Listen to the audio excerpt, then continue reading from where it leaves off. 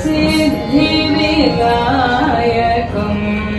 हरीशं चिन्तयाम्यहं सिद्धिविनायकं हरीशं चिन्तयाम्यहं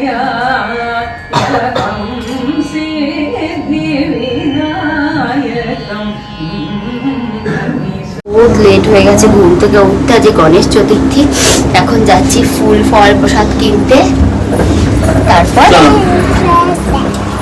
নিচে যাবো না আগে, তারপর যাই, এসে আমার বাড়ির ঠাকুরকে পুজো দিতে হবে। নিচে আমাদের পুজো শুরু হয়ে যাবে, যেতে হবে, যাই নিয়ে আসি সমস্ত কিছু। হ্যালো গাইস, গুড মর্নিং, সবাইকে ওয়েলকাম স্বর্ণালীস গ্যালারি একটা নতুন ব্লগে।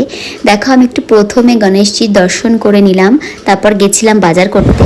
বেরিয়ে পড়েছি আমরা, গিয়েছি সাথে সাথে নিয়ে আসি, তাই তো চলো গিয়ে নিয়ে আসি, নিয়ে এসে তারপর আমাদের বাড়ির পুজো দিতে হবে, তারপর আমাদের গণেশ চতুর্থীর পুজো শুরু হয়ে যাবে আজকে।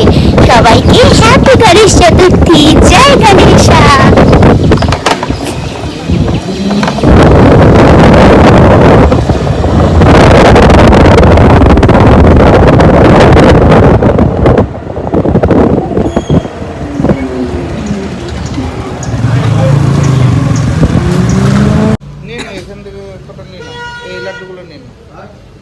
ওকে জিজ্ঞাসা করো কোনটা ফ্রেশ হবে, এইটা বেশি নাকি দুটো দু রকম কালারের? এইটাই তো দেয় জানি, আমাদের বাড়ির ঠাকুরের জন্য চারটে না।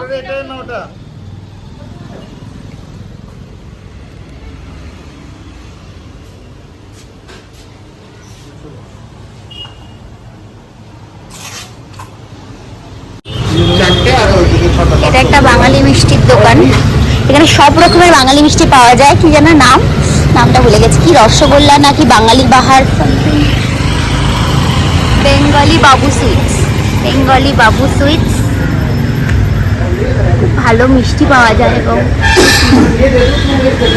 ঠাকুরের মিষ্টি ফিষ্টিগুলো নেওয়া হয়ে গেল, ফ্লাওয়ার নেওয়া হয়ে গেছে, একটু ফল নিয়ে নিই, ব্যাস হয়ে যাবে। কি নেবে, কি ফল নেবে?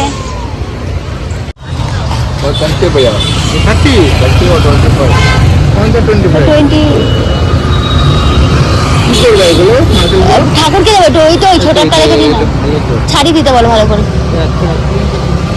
ছোটটা ক্লিন করকে তো না। আর কলা, কলা ওর কাছে ভালো আছে, কলা দেখো যে ওর কাছে ভালো আছে।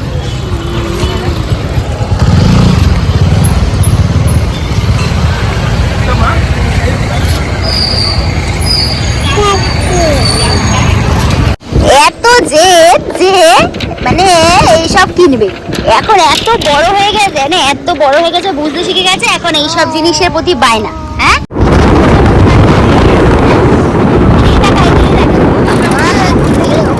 দেখছি এগুলো, দেখে না ওটাকে সোজা করে দেখি তো, দেখি তো।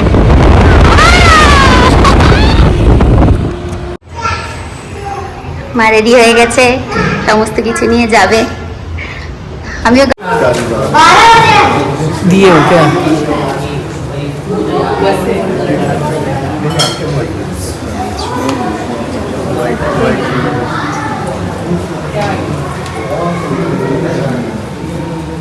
ডান্স করবি?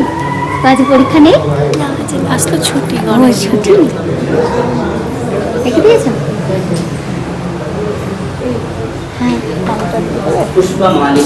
তো বাজার টাজার করে সমস্ত কিছু করে আস্তে আস্তে দেখছি পুজোটা স্টার্ট হয়ে গেছে, সবাই প্রায় এসেই গেছিল। সুন্দর করে প্রথমে পুজো হবে, তারপর উদ্বোধনী সঙ্গীত হবে, তার সাথে ডান্স হবে। এইভাবে আজকে গণেশজিকে আমরা আজকে আরাধনা করি। আমরা প্রতি বছরই তাই হয়, এটা নিয়ে আমার 3 বছর হবে এই অ্যাপার্টমেন্টে। তো খুবই ভালো লাগে গাইস, খুব সুন্দর লাগে এই উৎসবটা। আমরা সবাই মিলে একসাথে যে পালন করি, সেটাই তোমাদেরকে দেখাবো যে কত সুন্দর করে আমরা সেটা পালন করি। আশা করি সবার এই গণেশ চতুর্থী খুব ভালো যাবে।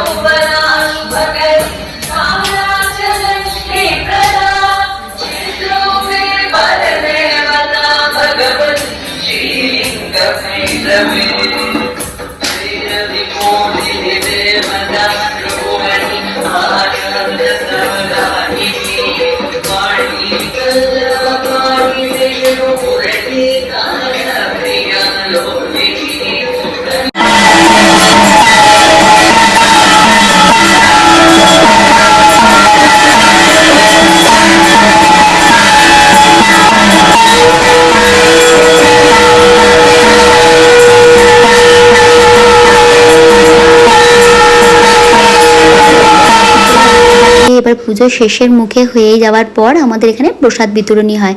সমস্ত প্রসাদটাই সমস্ত মানে যারা এটা আয়োজন করেছে তাদের প্রত্যেক দিন একটা আইটেম থাকে, সবাই যে যার মতন করে সেই ভোগটা দান করতে পারে। তো আজকে যারা যারা ভোগটা দান করেছে সেটাই আর কি আমি দেখাচ্ছিলাম। সকালবেলা কি সুন্দর করে সবাই ভোগ দিচ্ছে।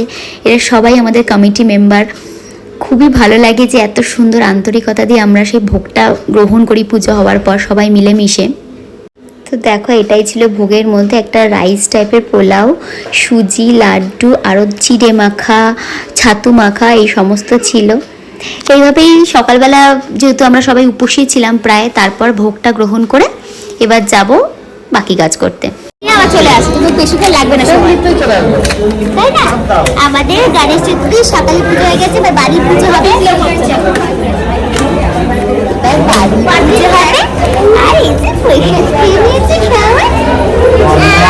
এখন চুলগুলো এলোমেলো করে খেলে কি অবস্থা, এত বাচ্চাদের সাথে পড়ে গেছে খেলে ওই অবস্থা বাচ্চাদের সাথে।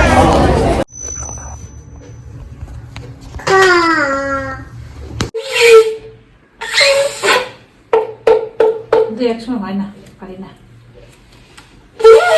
জল দাও, জল দাও, জল দিয়ে না, এই বুকটা কোনোভাবে জল দিলে হবে।